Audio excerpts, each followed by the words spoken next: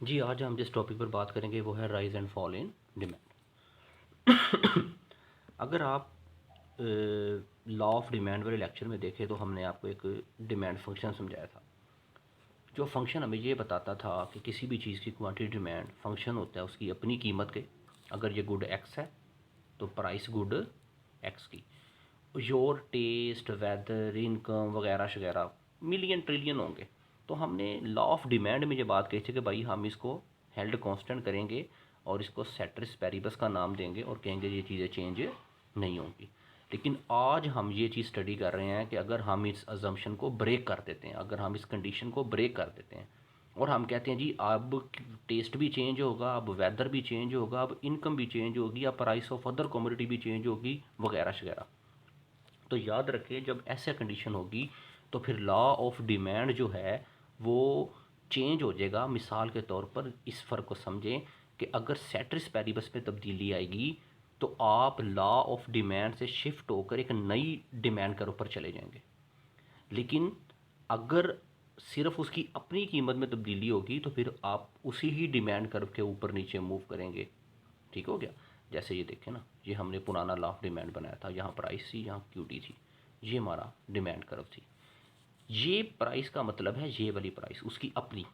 अगर उसकी अपनी प्राइस में कमी वाक़या हो जाए या ज़्यादा हो जाए तो आप इस डिमांड कर्व के ऊपर ही मूव करते रहेंगे। इसे कहते हैं movement along the demand curve. और अगर ये कंडीशन ब्रेक हो जाए तो इसे कहते हैं शिफ्टिंग ऑफ डिमांड कर्व। या शिफ्टिंग आउटवर्ड होगी या शिफ्टिंग इनवर्ड होगी। ठीक हो गया। अब या तो राइज इन डिमांड होगी यानी कि डिमांड कर्व बाहर चली जाएगी जैसा यहाँ गई हुई है, यहाँ क्या हो जाएगी, फॉल हो जाएगी। फॉल का मतलब क्या है कि वो अपनी पोजीशन से पीछे आ जाएगी, वो भी हम बनाएंगे आगे जाके। तो फर्स्टली हम ये समझते हैं, अब हम स्टडी कर लेते हैं rise in demand. Rise in demand का मतलब है when price of a commodity remains constant but the demand of it increases due to some other causes. ये अदर कॉजेज यही वाली हैं। ठीक है।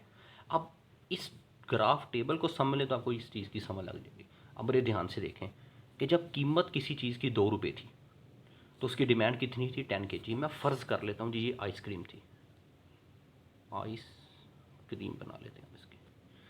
तो अब हमने ये देखा कि इसकी कीमत में तो कोई तब्दीली नहीं हुई, कीमत तो दो ही रही है, तो उसकी क्वांटिटी डिमांड बढ़ गई है। देखा आपने ना, हमने लॉ ऑफ डिमांड में क्या बात कही थी कि भाई देखो, अगर ये देखो ये क्वांटिटी है ना, ये प्राइस है। अगर ये फ़र्ज़ किया ये 2 है, फ़र्ज़ किया ये 4 है, तो ये 4 अगर होगी तो इसके बदले में कीमत भी तो कम हुई होगी ना। ये हमें लॉ ऑफ डिमांड ने कहा था कि अगर क्वांटिटी डिमांड बढ़ेगी तो प्राइस कम होगी। लेकिन इधर देखो, इधर क्वांटिटी डिमांड बढ़ी है, जैसे ये 2 से 4 हुई है, ये 10 से 20 हुई है, तो यहाँ प्राइस कम हुई थी, यहाँ तो प्राइस कम नहीं हुई। अब इसका मतलब ये नहीं है कि लॉ ऑफ डिमांड गलत हो गया, इसका मतलब ये है कि ये जो कंडीशन थी ना इसमें से कोई चेंज हो गई है। मैं फ़र्ज़ कर लेता हूँ जी ये चेंज हुआ है, मैं फ़र्ज़ ये कर लेता हूँ। अब हाँ, हो सकता है हमने जब ये चेंज किया तो हमने कहा जी क्योंकि गर्मियों का मौसम आ गया, तो गर्मियों का मौसम आने की वजह से कीमत में तो कोई तब्दीली वाक़या नहीं हुई, लेकिन मौसम की तब्दीली की वजह से आइसक्रीम की डिमांड बढ़ गई। बात समझ आ गई आपको। तो इसको हम कहेंगे जी राइज इन डिमांड।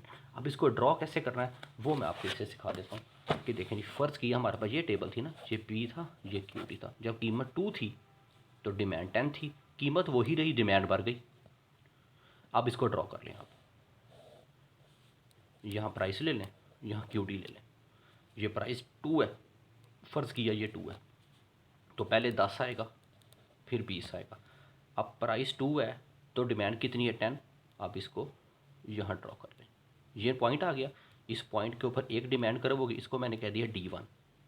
अब कीमत वही रही है तो डिमांड कितनी होगी, 20। इसको आगे ले जाएं, ये पॉइंट आ जाएगा। इस पॉइंट के ऊपर एक नई डिमांड कर्व होगी, इसे कहते हैं D2।